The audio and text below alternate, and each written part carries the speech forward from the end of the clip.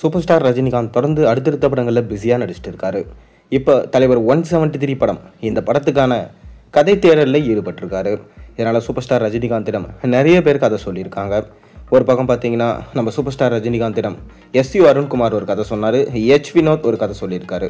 இவங்க 2 டைரக்டரில் யாரை சூஸ் பண்ண போகிறாருன்றது ஒரு கேள்விக்குறியாக இருக்குது. இன்னொரு பக்கம் மணிரத்னம் 32 வருஷம் கழிச்சு நம்ம ரஜினிக்காக ஒரு கதை சொல்லியிருக்காராம். அதனால் மணிரத்னமை சூஸ் பண்ணவும் அதிக வாய்ப்பு இருக்குது. மணிரத்னமோட இயக்கத்தில் கமல்ஹாசனோட நடிப்பில் இப்போ தக் லைஃப் படம் ரிலீஸ் ஆக போகுது. அதை தொடர்ந்து சிம்புவை வச்சு ஒரு படம் எடுக்க போகிறேன்னு அவர் சொல்லியிருக்காரு. சிம்புவை வச்சு எடுத்து முடித்த உடனே ஒரு மிகப்பெரும் பிரம்மாண்ட பட்ஜெட்டில் ரஜினியை வச்சு ஒரு படம் எடுக்க போகிறேன்னு அவர் சொல்லியிருந்தார்.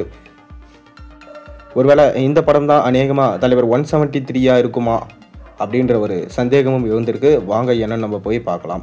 அதாவது பார்த்தீங்கன்னா சூப்பர் ஸ்டார் ரஜினிகாந்தோட நடிப்பில் ஆகஸ்ட் 14ஆம் தேதி ரிலீஸ் ஆக போகிற திரைப்படம் கூலி. இந்த கூலி திரைப்படத்தை லோகேஷ் இயக்கியிருக்காரு. சன் பிக்சர்ஸ் பிரம்மாண்டமாக ப்ரொடக்ஷன்ஸ் பண்ணியிருக்காங்க. அனிருத் மியூசிக் பண்ணியிருக்காரு. மேலும் இந்த படம் ரஜினியோட கெரியர்லே பெஸ்ட்டான ஒரு படமாக இருக்கும் என்று சொல்லப்படுது. மேலும் இந்த படத்தில் சூப்பர் ஸ்டார் ரஜினிகாந்தோட சேர்ந்து ஷௌபின் ஷாக்கர், உபேந்திரா, நாகார்ஜுனா, ஸ்ருதிஹாசன், சத்யராஜ், அமீர் கான் போன்ற மிக முக்கியமான நடிகர்கள் எல்லாருமே சேர்ந்து நடிச்சிருக்காங்க. அதனால் இந்த படத்துடைய எக்ஸ்பெக்டேஷன்ஸும் அதிகம். கண்டிப்பாக 1000 கோடி கலெக்ஷன் பண்ணும் படமாக இருக்கும் என சொல்லப்படுது. அதை தொடர்ந்து இப்போ ஜெயிலர் 2 படத்தில் பிஸியாக நடிச்சிட்டு இருக்காரு சூப்பர் ஸ்டார் ரஜினிகாந்த். நெல்சன் தான் எடுத்துகிட்டு இருக்காரு. அனிருத் மியூசிக் பண்ணுறாரு. சன் பிக்சர்ஸ் பிரம்மாண்டமாக ப்ரொடக்ஷன்ஸ் பண்ணுறாங்க. ஸோ இதில் இப்படி இருக்க டிசம்பர் மாதத்தோட இந்த படத்தோட ஷூட்டிங் கம்ப்ளீட் ஆகிடுமா. அதற்குள்ளே பார்த்தீங்கன்னா தலைவர் 173 படத்துடைய கதை தேர்வில் ஈடுபட்டிருக்காரு நம்ம சூப்பர் ஸ்டார் ரஜினிகாந்த். இது இப்படி இருக்கும்போது தான் பார்த்தீங்கன்னா மணிரத்னம் நம்ம ரஜினிகாந்த் ஒரு கதையை சொன்னார். ரஜினிக்குமே பார்த்தீங்கன்னா அது பிடிச்சு போச்சு.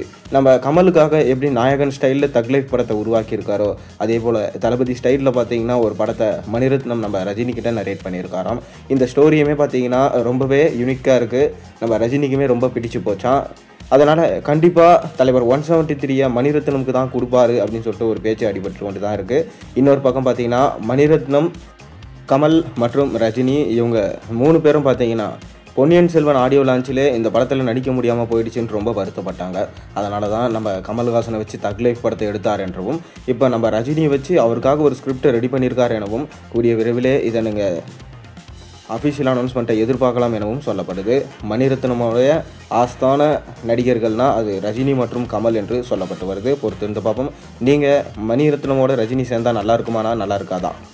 உங்கள் கருத்துக்களை மறக்காமல் கீழே கமெண்ட்டில் சொல்லுங்கள். மேலும் சேனலில் போடுற ஒரு வீடியோஸும் மறக்காமல் சேனல் சப்ஸ்கிரைப் பண்ணி லைக் பண்ணுங்கள், பெல் ஐகானை ப்ரெஸ் பண்ணுங்கள். அப்போ தான் போகிற வீடியோஸ் எல்லாம் உங்களுக்கு நோட்டிஃபிகேஷனாக வந்து சேரும்.